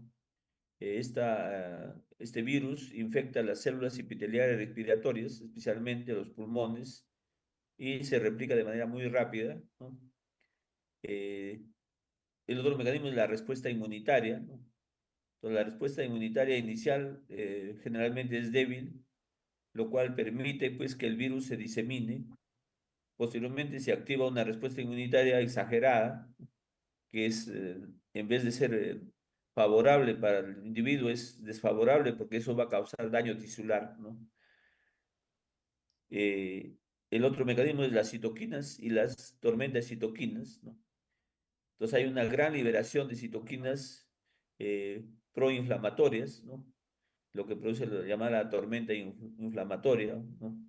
Y eso genera pues daño tisular importante, ¿no? El otro mecanismo es la coagulopatía. Entonces, en la COVID-19 puede causar pues alteraciones de la coagulación, ¿no? Lo que puede generar trombosis o trombocitopenia, ¿no? Y esto es un mecanismo importante para las complicaciones y la muerte incluso, ¿no? O sea, muchas personas que han hecho coagulopatía pueden tener daño, digamos, durante la enfermedad, incluso después de la enfermedad, en los síndromes post-COVID, ¿no? Luego está la disfunción endotelial, ¿no? El virus puede dañar las células endoteliales, ¿no? Lo que lleva a una disfunción vascular y una mayor permeabilidad, ¿no? Y por lo tanto, pues, generar todo el daño a nivel pulmonar especialmente, ¿no? La insuficiencia respiratoria como consecuencia, ¿no? Entonces, la inflamación y el daño tisular va a generar insuficiencia respiratoria importante, ¿no? Y por lo tanto, muchos de los pacientes han muerto por esta insuficiencia respiratoria. Como hemos visto en la pandemia, pues no había acceso a la ventilación mecánica, ¿no? Y muchos morían ya por falta de atención, fundamentalmente, ¿no? Otro mecanismo es el síndrome de distrés respiratorio agudo, debido a la inflamación pulmonar severa, ¿no? Lo que genera una disfunción respiratoria importante, ¿no? Entonces acá ya necesitan pues apoyo ventilatorio, especialmente los pacientes que necesitaban entrar pues a las UCIs, ¿no? Donde tengamos ventilación pulmonar asistida, ¿no? Daño cardiovascular es el otro mecanismo. Entonces, la COVID-19 puede causar daño cardiovascular, ¿no? Incluyendo infartos, accidentes cerebrovasculares, entre el primer mes y hasta un año después de la infección. Muchas personas estaban contentas de que ya se salvaron de la fase aguda del COVID, ¿no? Pero luego entraron a su baño y murieron. Yo tengo muchos amigos que tuvieron la consecuencia, el daño post-COVID, ¿no? Justo un amigo que me ayudaba a dar unas charlas sobre gerencia, de, en el año 2022 tenía que dar un curso al Hospital Rivaliati, lo había contratado a él para que dé el curso, y me cuenta, me dice, doctor, estoy contento porque me dio hace 2 meses el COVID, me salvé, y ahora ya estoy tranquilo, ¿no? Eso, a la siguiente semana me llama un amigo y me dice, oye, nuestro amigo se ha muerto, ¿no? ¿Y cómo se ha muerto? Le ha dado un infarto, ¿no? Entonces, la mayoría mueren por infarto, por un daño o un accidente cerebrovascular, después de un mes o después de un año de la infección. Miren. Entonces, tenemos muchos casos que han muerto y que nosotros no lo hemos considerado como asociados al COVID, ¿no? Si es que no le hemos hecho un seguimiento, ¿no? Daño renal es otro de las consecuencias, ¿no? Entonces hay insuficiencia renal aguda, que es una complicación dentro de la fase aguda del COVID, ¿no? Entonces muchos han muerto por insuficiencia renal aguda también. Daño neurológico. Puede causar daño neurológico, incluyendo encefalitis, meningitis también, ¿no? Entonces es importante pues conocer que el COVID, su comportamiento fisiopatológico es muy complejo, ¿no? Y puede variar según la gravedad de la enfermedad y las características de cada paciente, ¿no? Epidemiológicamente, bueno, hemos visto pues es una enfermedad infecciosa causada por el virus del SARS-CoV-2. Eh, Muchos de los infectados presentan una enfermedad respiratoria leve a moderada y la mayoría se recuperan sin requerir tratamiento especial, ¿no? Entonces, algunos se enfermaron gravemente, requirieron atención médica, ¿no? Especialmente los adultos mayores. Entonces, aquí tenemos lo que son los susceptibles y los vulnerables, ¿no? ¿Quiénes son vulnerables? Los que pueden hacer casos graves y fatales, ¿no? ¿Quiénes son los que hacen casos graves y fatales? Están los adultos mayores, ¿no? O personas que tienen enfermedades concomitantes como las enfermedades cardiovasculares, diabetes, enfermedades respiratorias crónicas o cáncer, ¿no? Tienen más probabilidad de desarrollar enfermedad grave. Entonces, cualquier persona de cualquier edad puede contraer el COVID y puede enfermar de manera grave o morir, ¿no? Entonces, esta es una enfermedad que tiene, digamos, susceptibilidad universal, ¿no? Y hay que tener muchísimo cuidado en los grupos de mayor vulnerabilidad, ¿no? El agente infeccioso, el SARS-CoV-2, que es un virus de tipo ARN, ¿no? Es de forma esférica o ovoide, con un diámetro de 60 a 140 nanómetros, ¿no? Por eso que se podía transmitir también aquí a través de, es menor a una micra, ¿no? Y podía transmitirse a través de aerosoles también. Entonces, al inicio se pensaba que era por gotas nada más. Luego se descubrió que también se transmite por aerosoles, ¿no? Su origen, bueno, se descubrió en la localidad de Wuhan, en China, en diciembre del 2019, ¿no? aunque se reporta que pudieron haber casos anteriores, ¿no? Su distribución es universal o global, ¿no? Y una transmisibilidad muy rápida, o sea, en menos de 3 meses comprometió a todo el mundo, ¿no? Entonces, si bien es cierto, en diciembre, eh, ya para enero ya había pandemia. Sin embargo, la Organización Mundial de la Salud todavía se retrasó en declarar la pandemia, ¿no? Y recién el 12 de marzo lo declara como pandemia, ¿no? Cuando ya el mundo estuvo complicado, ¿no? Su transmisión se transmite principalmente por contacto cercano con una persona infectada o a través de gotículas respiratorias e incluso por aerosoles y por contacto de superficies contaminadas, ¿no? Periodo de incubación está entre 2 a 14 días, con un promedio de 5 a 6 días, ¿no? Entonces, como les decía, hay que considerar el rango, no el promedio. ¿Por qué? Porque el rango es el que me permite tomar medidas más importantes de prevención, ¿no? El periodo de transmisibilidad. Las personas infectadas pueden ser transmisibles entre 1 a 3 días antes del inicio de síntomas. Y esto es una cosa trascendente, ¿no? O sea, sin tener síntomas ya está transmitiendo, ¿no? Y pueden ser transmisibles hasta 7 a 10 días después del inicio de síntomas, ¿no? O sea, ¿cuánto tiempo voy a vigilar al paciente en riesgo de transmitir? Aproximadamente 13 días, hasta 14 días, ¿no? La tasa de ataque. ¿Qué es la tasa de ataque? Es de todos los que se infectan, ¿cuántos hacen la enfermedad? Entonces, si bien es cierto, esto es una enfermedad de alta infecciosidad, o sea, todos somos susceptibles de infectarnos, pero de todos los infectados, solamente el 10 a 20% hicieron la enfermedad, ¿no? O sea, una gran cantidad de personas infectadas no hicieron enfermedad, ¿no? O pasó desapercibida, ¿no? Grupos de riesgo. Los de mayor riesgo están personas seniles, ¿no? Mayores de 60 años, personas con enfermedades concomitantes crónicas como diabetes, hipertensión, enfermedad pulmonar o EPOC, ¿no? La obesidad, ¿no? Cáncer, etcétera. Personas inmunocomprometidas, ¿no? Gestantes, ¿no? Casos y fallecimientos. Bueno, desde diciembre de 2019 se registraron pues en todo el mundo más de 760 millones de casos.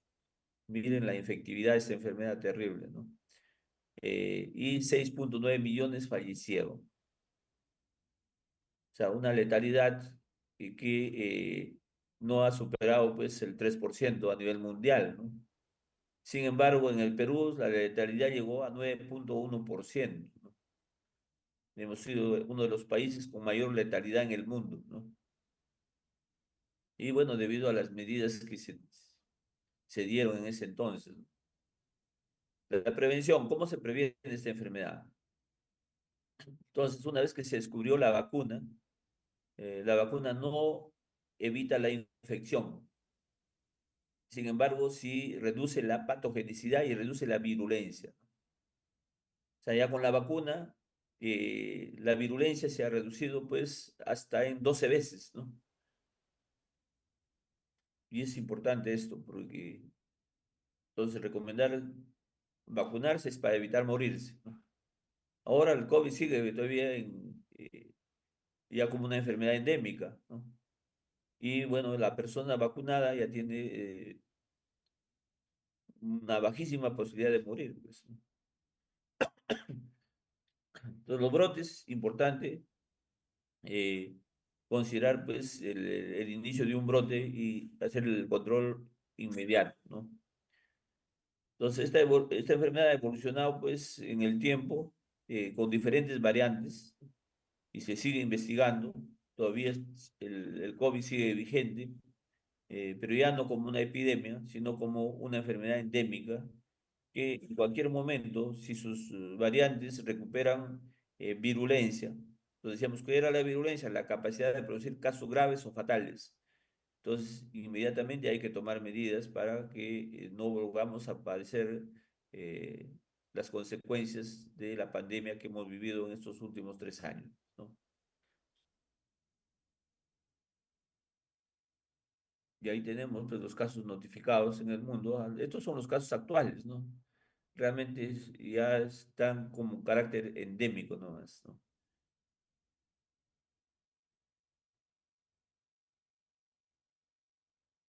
Pero miren cómo evolucionó, ¿no?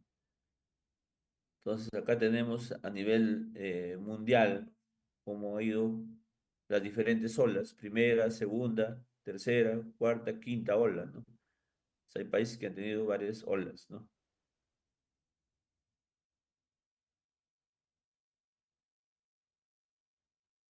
Bueno, eso es lo que tenemos que ver con este primer tema. Si hay alguna pregunta o pasamos al segundo tema que nos dice la Sí, sí, doctor, moderadora. sí, buenas tardes, doctor. Vamos a ver si hay unas preguntas, si no, vamos a pasar al siguiente tema porque estamos fuera de del tiempo. Ok, podemos ir compartiendo, por favor, la siguiente diapositiva, doctor. Ok.